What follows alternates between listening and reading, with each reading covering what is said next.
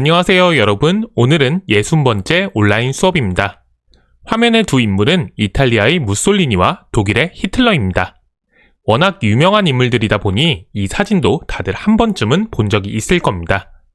팔을 한껏 치켜든 무솔리니의 과장된 경례나 히틀러의 특이한 수염은 쉽게 잊혀지질 않죠. 하지만 이 두 인물을 그렇게만 기억하기엔 이들이 역사에 남긴 흔적이 너무나도 큽니다. 이들로 인해 전강기의 후반부인 1930년대는 극단의 시대로 흘러갔고 마침내 제2차 세계대전이라는 파국을 맞이했으니 말이죠. 그렇다면 지금 보기엔 과한 설정으로 눈살을 찌푸리게 하는 이들이 한 나라의 권력을 장악하고 세계를 뒤흔들었던 배경은 무엇이었을까요? 오늘 수업 시간에는 그 이유를 살펴보도록 하겠습니다. 우선은 1920년대부터 시작해봅시다. 제1차 세계대전에서 미국은 연합국에 군수물자를 판매하며 세계 최대 공업국이자 채권국이 됩니다. 전쟁 이후에는 군수물자를 만들던 공장에서 다양한 소비재를 생산하며 경제적으로 번영했죠. 한편 큰 인명 손실과 물적 손해를 입은 유럽에서의 전후복구는 세계에서 가장 부강한 나라로 등장한 미국의 지원에 상당히 의존했습니다. 독일의 배상금 문제를 미국이 중재한 것도 이와 관련이 있었죠. 그 덕에 1920년대 중반에는 유럽의 주요 국가들도 전쟁 이전의 경제 상태를 회복하면서 기업들이 앞다투어 생산을 늘려갑니다. 당시 이러한 경제 번영을 대표하는 도시가 바로 미국의 뉴욕입니다. 현재의 도시 전경이라 해도 손색이 없을 만한 사진인데요. 뉴욕에는 1920년대부터 50층을 넘는 마천루가 들어서기 시작해 세계 최초로 300m를 돌파한 크라이슬러 빌딩이 세워졌습니다. 또한 경제활동이 활발해진 여성들을 타겟으로 한 소비시장이 등장했고 재즈 등의 대중음악과 할리우드 영화산업 등 대중문화가 발전하기도 합니다. 하지만 1920년대의 경제 번영은 구조적 모순에 빠져 있었습니다. 20세기 초에 주요 국가의 산업 생산은 연평균 4에서 5% 정도 성장하는데요. 문제는 상품의 소비가 생산만큼 증가하지 않았다는 점입니다. 당시 미국 노동자들의 실질 임금은 매년 1.3%씩 증가하는 데 그쳤고 이는 생산량 증가의 4분의 1 수준에 불과했습니다. 그러니 시간이 갈수록 구매력이 떨어져 공장에는 재고가 쌓여갔죠. 빠른 경제 성장에도 불구하고 생산과 소비 사이에는 불균형이 커져만 간 겁니다. 결국 재고를 감당하지 못한 공장들이 문을 닫으면서 실업자가 증가했고 일자리를 잃은 사람들의 소비 심리가 더욱 위축되어 더 많은 재고가 쌓이는 악순환이 이어졌습니다. 결국 경제 번영의 이면에서 누적되던 모순이 터지고 맙니다. 검은 목요일로 불리는 1929년 10월 24일 뉴욕의 주식시장에 1600만 주가 넘는 매물이 쏟아져 나오면서 주가가 하락하기 시작했습니다. 하락세는 그칠 줄 몰라서 3주 후에는 주가가 반 이상 떨어졌고 은행은 지불을 정지하거나 아예 문을 닫았죠. 이렇게 대공황이 시작됐습니다. 원래 공황은 두려움이나 공포로 갑자기 생기는 심리적 불안 상태를 말하는데요. 경제 분야에서는 갑작스러운 경기 침체를 의미합니다. 자본주의가 발전하며 몇 차례 공황이 발생하긴 했지만 1929년의 공황은 유례가 없는 것이었기에 대공황이라 부르는 거죠. 대공황으로 수많은 은행과 기업이 줄줄이 도산하며 미국의 공업 생산량은 4년 만에 절반 이상 줄어듭니다. 또한 일자리를 잃은 사람들이 크게 늘어 실업률은 20%를 넘어버리죠. 포효하는 20년대라 불린 미국의 번영과 호황이 이렇게 막을 내렸습니다. 하지만 대공황의 혼란은 미국에만 머무르지 않았습니다. 국내 경제가 무너지자 미국의 투자가들은 당장에 자금을 확보하고자 했죠. 이를 위해 독일과 오스트리아 등 유럽 여러 나라에 빌려주었던 대출금을 서둘러 걷어들입니다. 그 결과 유럽 여러 나라도 주식 거래와 신용이 위기를 맞이하며 대공황의 늪에 빠져들었습니다. 이제 미국 경제에 의존하고 있던 유럽을 비롯해 세계 여러 나라로 대공황이 확산하면서 영원할 줄 알았던 자본주의 체제의 근간마저 흔들리게 됩니다. 이렇게 세계 각국이 경제 위기에 빠지자 사회 혼란과 불안이 커졌습니다. 이에 대공황에서 벗어나고자 정부가 경제에 적극적으로 개입하거나 보호무역을 시행해 자국 경제를 살리는 데 초점을 맞춘 정책이 등장하게 됩니다. 당장 자국의 경제가 붕괴하는 걸 막으려는 이러한 시도는 어떤 의미에서는 자연스러운 것이었습니다. 하지만 이러한 조치는 필연적으로 세계 무역을 위축시키고 소비 시장을 축소시킬 수밖에 없었죠. 이로 인해 산업 기반이 미약하고 넓은 식민지를 갖지 못했던 일부 국가에서는 경제 상황이 더욱 악화되기도 했습니다. 결국 자국 경제의 보호를 최우선으로 하는 정책은 국제적 긴장을 초래했고, 이로 인해 1930년대에는 1920년대와는 완전히 다른 국제 정세가 펼쳐지게 됩니다. 그럼 이제부터 대공황에 대한 각국의 대응을 구체적으로 살펴보며 1930년대의 정세를 파악해 봅시다. 우선 미국입니다. 1929년 대공황이 시작됐지만 한동안 미국의 경제정책은 크게 변하지 않았습니다. 이번 위기도 일시적인 경기 침체에 불과하다고 본 거죠. 하지만 곧 진정될 줄 알았던 불황은 장기간 계속됩니다. 그 결과 1932년 치러진 대통령 선거에서 민주당의 루즈벨트가 당선되며 12년 만에 정권마저 교체됐습니다. 이듬해 대통령에 취임한 루즈벨트는 뉴딜, 즉 새로운 정책을 표방하며 경기 회복과 사회 개혁을 위한 다양한 정책을 추진하는데요. 그 핵심은 정부가 시장에 적극적으로 개입해야 한다는 것입니다. 기존의 자유방임주의 경제 원칙을 일부 포기한 것으로 경기 후퇴와 불황에 맞서 정부 재정을 적극적으로 활용하자고 주장한 케인스의 수정자본주의 이론과 일맥상통하는 방향이었죠.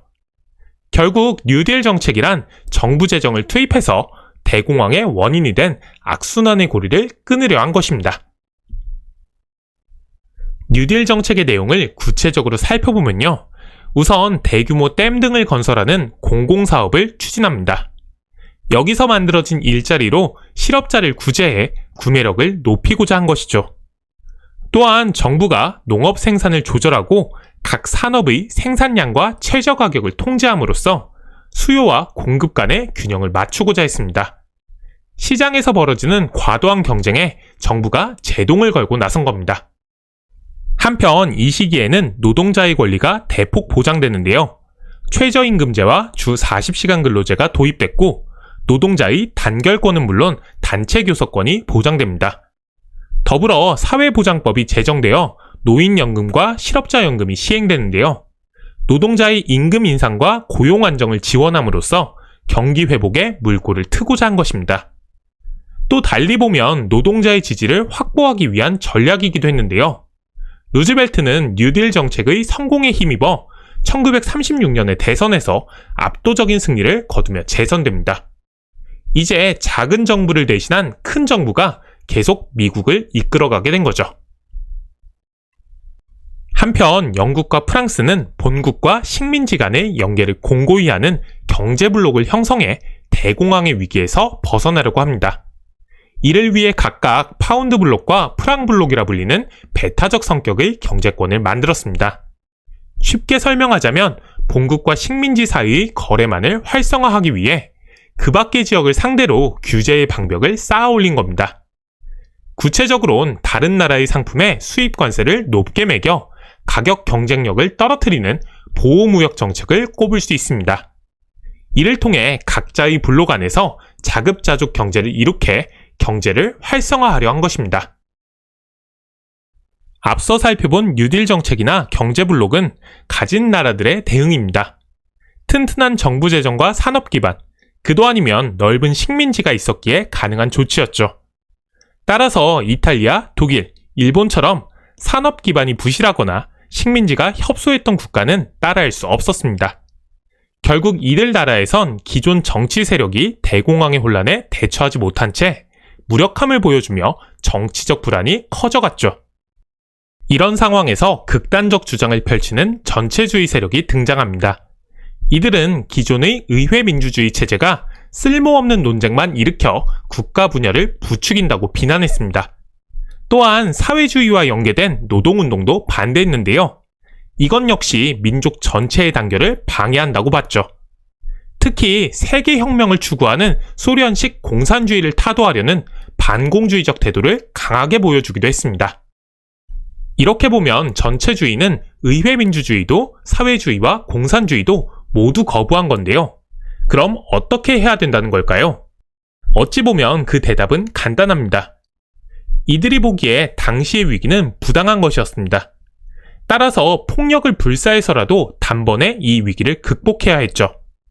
그러니 이를 위해서는 전 민족이 강력한 지도자 아래에서 하나로 똘똘 뭉쳐야 한다고 주장했습니다.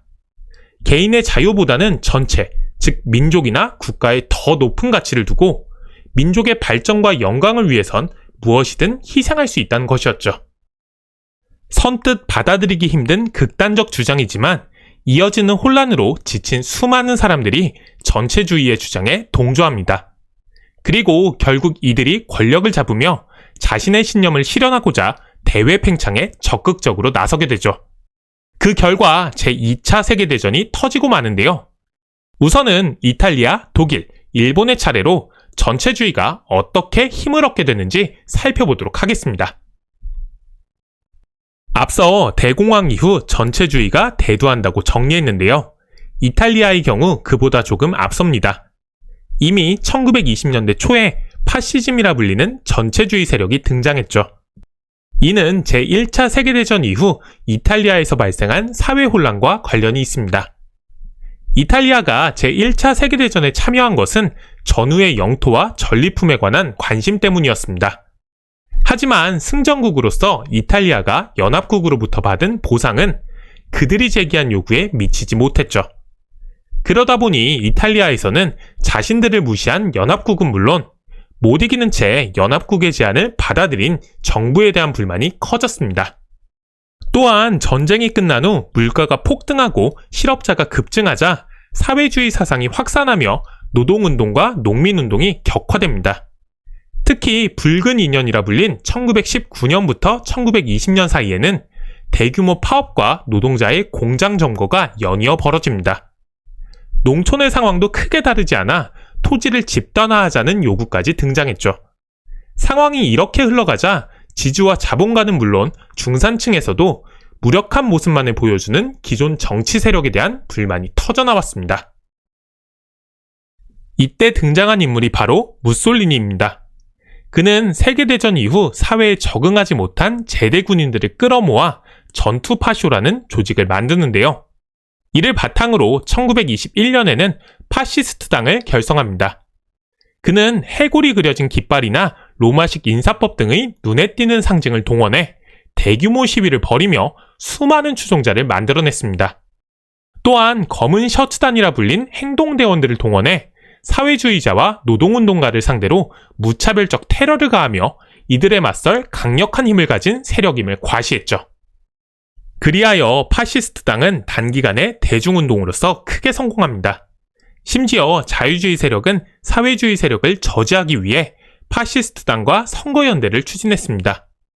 무솔리니와 파시스트당이 과격하긴 하지만 우선 사회주의 세력을 진압하는 데 활용하고 나면 그 이후에 충분히 대처할 수 있다고 안일하게 생각했던 거죠. 이런 상황에서 무솔리니가 1922년 10월에 로마 진군을 감행합니다. 당시 파시스트의 테러에 직면한 사회주의자들이 대규모 총파업을 벌였는데요. 무솔리니가 이를 핑계로 이탈리아를 구하겠다며 검은 셔츠단을 동원해 로마를 향해 행군하기 시작한 겁니다.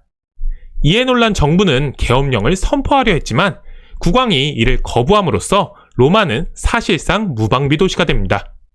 결국 로마에 무혈 입성한 무솔리니가 총리에 임명되면서 파시스트당은 이탈리아의 집권 세력으로 변모합니다. 이후 선거법을 개정하고 언론, 출판, 결사의 자유를 탄압하는 등 일련의 조치를 거치며 파시스트당은 이탈리아에서 유일한 정당으로 군림하게 되었죠. 이렇듯 이탈리아에서는 이미 대공황 이전에 전체주의 세력인 파시스트가 권력을 완전히 장악했습니다. 시기상 앞서긴 하지만 경제 위기와 정치 혼란을 틈타 극단적 세력이 대두한다는 점에서 이탈리아의 파시즘은 전체주의 세력 성장의 전형적인 과정을 보여줍니다. 이후 대공황으로 이탈리아의 경제 사정이 더욱 악화하자 무솔리니는 국가 지상주의와 군국주의를 내세우며 대외 침략에 나섭니다. 1935년에는 에티오피아를, 1939년에는 알바니아를 침공해 합병했죠. 1937년에는 에티오피아 침공을 규탄한 국제연맹을 탈퇴하기도 했습니다. 국가와 민족을 무엇보다 우선시하며 침략전쟁마저 불사하는 전체주의의 극단적 성격을 잘 보여주는 사례입니다. 다음으로 독일의 상황을 살펴봅시다. 독일은 베르사유 조약을 체결하며 전쟁의 모든 책임을 떠안았고 막대한 배상금을 부담해야 했습니다. 이로 인해 독일에서는 베르사유 조약을 베르사유의 명령이라 부를 정도로 불만 여론이 팽배했죠. 물론 1920년대 중반 이후에는 국제협력과 미국의 지원에 힘입어 경제가 회복되고 사회도 어느 정도 안정을 찾아갑니다. 하지만 1929년 대공황이 시작되고 미국이 독일을 비롯해 유럽 여러 나라에 빌려준 돈을 회수하면서 독일 경제는 심각한 위기를 맞이합니다. 독일 경제를 지탱하던 미국의 자금이 빠져나가며 경제의 뿌리부터 흔들리게 된 거죠. 이런 상황에서 히틀러가 이끄는 나치당이 인기를 얻습니다. 히틀러는 1920년대 초부터 베르사유 조약이 위대한 독일 민족을 억압한다며 조약을 폐기해야 한다고 주장했습니다. 베르사유 체제에 대한 독일 국민의 증오심에 불을 지피고자 한 건데요. 사실 1920년대까지만 해도 이런 극단적 주장은 지지를 얻지 못했습니다. 베르사유 조약의 일방적 폐기란 국제적 고립을 자처하는 것이었으니 말이죠. 하지만 대공황이 운명을 바꿔놓습니다. 대공황으로 사회 혼란이 심해지면서 독일과 독일 민족의 영광을 재현하겠다는 히틀러의 극단적 주장이 먹혀든 겁니다. 게다가 민족을 철저히 생물학적으로 결정된다고 본 히틀러는 과격한 인종주의를 내세우며 열등인종을 제거해야 한다고 주장했습니다. 특히 그 대상으로 유대인을 꼽으며 반유대주의를 널리 확산시켰죠. 모든 사회 혼란의 이면에 유대인의 음모가 도사리고 있다고 몰아붙이며 사람들에게 마음껏 분노할 대상을 제공한 겁니다. 이제 나치는 연이어 치러진 선거에서 크게 성장합니다. 대공황 이전인 1928년에는 12석에 불과했던 의석이 1930년 치러진 선거에서는 107석으로 늘어난 것이죠. 게다가 정치적 혼란 속에 치러진 1932년의 선거에서는 다시 2배 이상 늘어난 230석을 획득하며 과반수를 확보하진 못했지만 최대 의석을 차지한 정당이 됩니다. 물론 나치는 선거와 의회 정치뿐만 아니라 거리 정치에서도 강력한 영향력을 행사했습니다. 히틀러는 파시스트당의 검은 셔츠단을 모방해 갈색 셔츠를 입은 나치 도의각대를 조직했는데요. 1933년에는 그 규모가 100만여 명을 헤아리게 되었고 거리에서 공산주의자와 사회민주주의자, 노동운동 활동가에게 테러를 가하고 시가행진을 벌이면서 위세를 과시했습니다. 결국 1933년 1월 히틀러는 독일 바이마르 공화국의 총리가 됩니다. 당시 대통령이었던 힌덴부르크는 히틀러를 불신했지만 사회주의 세력의 성장을 막으려는 보수파의 압력을 받아 히틀러를 총리로 임명했죠. 이로써 나치의 권력 장악이 본격화됐는데요. 이를 이른바 갈색 혁명이라고 합니다. 히틀러는 집권 즉시 새로운 선거를 준비했고 의회의사당 방화 사건을 빌미로 공포 분위기를 조성한 채 선거를 치러 크게 승리합니다. 이제 새롭게 구성된 의회는 수권법을 제정해 히틀러에게 독재권을 부여하죠. 곧이어 히틀러는 나치당만이 독일의 유일한 합법 정당이라 선언합니다. 그리고 1934년에는 87세의 힌덴부르크가 사망하자 대통령의 권한까지 접수한 총통의 자리에 오르죠. 이로써 나치 독일의 독재 체제가 완성됩니다. 권력을 장악한 히틀러는 1933년에 국제연맹을 탈퇴하고 1935년에는 베르사유 조약에서 독일의 군비를 제한한 조항을 무시한 채 징병제와 공군을 부활시킵니다. 독일군의 본격적인 재무장을 선포한 거죠. 이제 국가 지상주의에 입각한 대외 팽창이 본격화되는데요. 나치 독일의 구체적인 침략 과정은 다음 시간에 살펴보겠습니다. 한편 나치즘은 극단적 인종주의를 주요 특징으로 했는데요. 무엇보다도 유대인의 적대적이었습니다. 사실 반유대주의는 그 역사적 뿌리가 깊습니다. 하지만 나치는 유대인에 대한 극단적 차별과 박해를 실제 정책으로 구현했다는 점에서 이전의 사례와 구별되죠. 이를 보여주는 대표적인 사례가 바로 1935년에 제정된 뉘른베르크법인데요.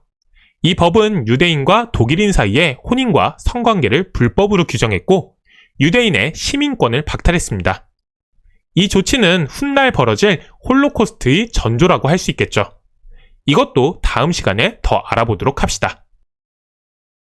마지막으로 일본의 상황을 알아보도록 하겠습니다. 대공황이 일어나기 직전인 1920년대는 일본 역사상 가장 민주적인 시기였습니다. 1925년에는 성인 남성의 보통 선거가 실시되었고 선거에서 승리한 다수당이 내각을 구성할 수 있었죠. 이 시기를 다이쇼 데모크라시라고 하는데요. 이제 일본의 민주주의가 제대로 된 첫걸음을 내디딘 것입니다. 하지만 1929년의 대공황은 걸음마를 뗀 일본의 민주주의를 끝장내버립니다. 아직 미숙했던 일본의 정당 정치는 대공황의 파산 위기에 제대로 대응하지 못했고 그 혼란을 틈타 국가주의를 내세우는 세력들이 등장한 거죠. 이들은 모든 국민이 천황에게 충성하며 국가를 위해 헌신해야 한다고 주장했습니다.